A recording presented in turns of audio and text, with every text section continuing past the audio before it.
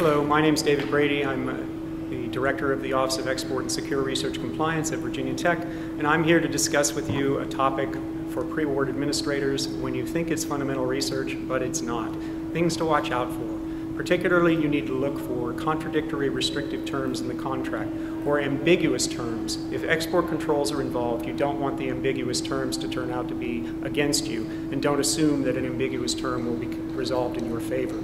You also want to look for contract terms hidden in the statement of work. Now, I used to be a pre-award administrator, and I know how hard it is to read that statement of work, but you're going to have to do it. Because often you'll find foreign national restrictions, publication restrictions, you'll find defense articles or defense services embedded in the statement of work. Additionally, you need to read other aspects of your federal contract, including the deliverables, to see whether there are restrictive distribution statements associated with those deliverables or other indications in parts of the contract that would give you terms and conditions that would suggest that what you're doing is not necessarily fundamental research.